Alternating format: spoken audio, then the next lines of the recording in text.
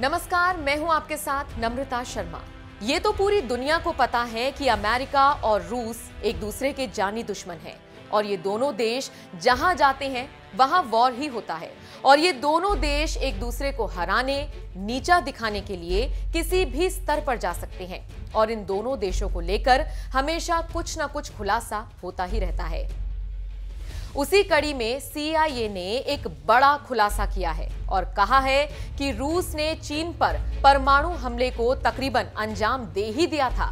रूसी मिसाइलों का रुख चीन की तरफ था। बस 15 मिनट में परमाणु बम चीन पर गिरने ही वाला था, लेकिन ऐन वक्त पर तबाही का ये प्लान टल गया। लेकिन सवाल ये उठता है कि आखिर चीन और रूस इतने गहरे दोस्त थे, उनके बीच ऐसी नौबत आई क्यों? रूस और चीन एक दूसरे के खून के प्यासे क्यों हो गए?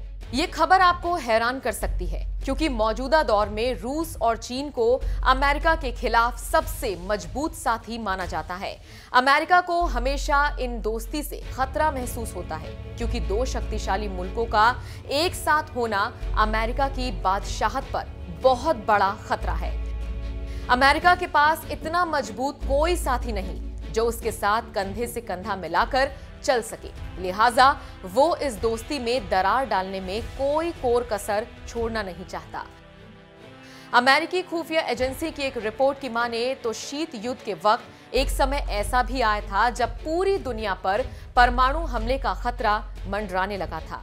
उस वक्त रूस के राष्ट्रपति निकिता क्रुश्चेव ने फिदेल कास्त्रो के अनुरोध पर अपनी परमाणु मिसाइलों को क्यूबा में तैनात कर दिया था।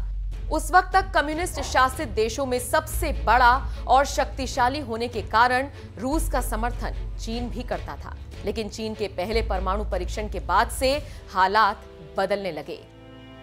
चीन ने इस परीक्षण को प्रोजेक्ट 596 का नाम दिया था। इस सफल परीक्षण के बाद चीन दुनिया का 5वां ऐसा देश बन गया था जिसके पास परमाणु हथियार की क्षमता थी। इस दौरान चीन और रूस के बीच सीमा संघर्ष चरम पर था।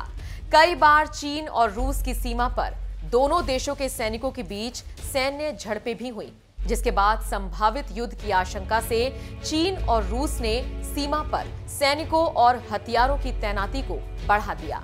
दोनों देशों के बीच तनाव इतना बढ़ गया था कि महीनों तक दोनों ने एक दूसरे के खिलाफ अघोषित युद्ध तक लड़ लिया। रूस को उम्मीद थी कि चीन की कम्युनिस्ट पार्टी में जारी कलह उसकी मददगार बनेगी, मगर रूस को इस विवाद का कोई फायदा नहीं हुआ और उधर चीन सीमा पर तैनात रूसी सैनिकों पर हमला करने लगा। इससे भड़के रूस ने स्ट्रैटेजिक मिसाइल फोर्स को हाई अलर्ट पर रख दिया। रिपोर्ट्स की माने तो उस वक्त रूस की परमाणु मिसाइलें 1500 किलोमीटर की दूरी पर 15 मिनट से भी कम समय में हमला करने को तैयार थी। हालांकि रूस ने दूसरा विकल्प अपनाते हुए KGB के एलीट बॉडगार्ड्स की टुकड़ी से चीनी सैनिकों पर हमला किया, जिसमें चीनी पक्ष के सैकड़ों जवान मारे गए। रूस की जवाबी कार्रवाई से चीन इतना डर गया कि वो मॉस्को से बार-बार बातचीत से मसला हल करने के लिए गिड़गिड़ाने लगा।